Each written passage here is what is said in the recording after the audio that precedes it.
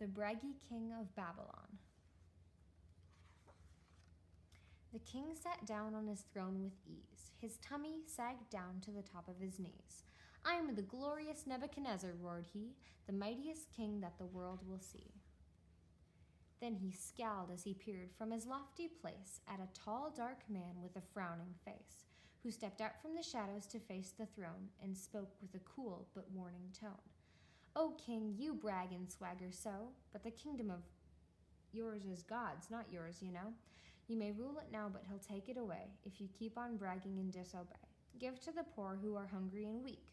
But the king looked sullen and would not speak.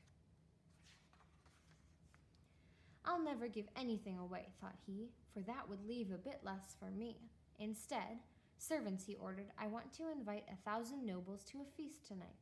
Have everything perfect as perfect can be, as befitting the great and powerful me.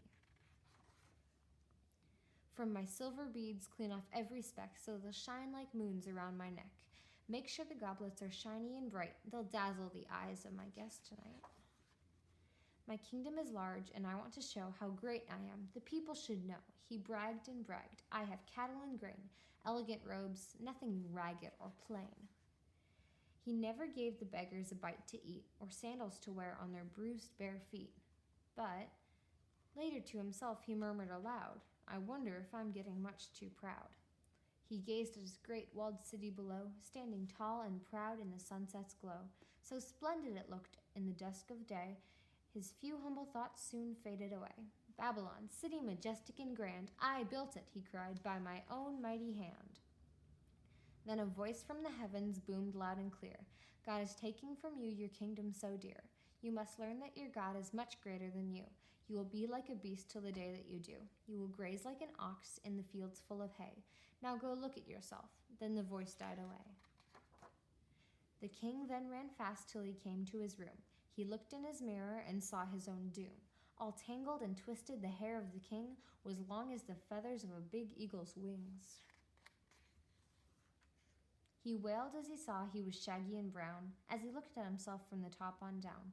He muttered, "Ridiculous, nothing is wrong. Just a few more hairs and my nails are too long. I don't look too bad. I'm like a kingly beast. I must get ready or I'll miss the feast." As he crossed the room to the closet door, his claws click-clicked on the marble floor. He dressed in his best embroidered clothes with the fringe that tickled his hairy toes.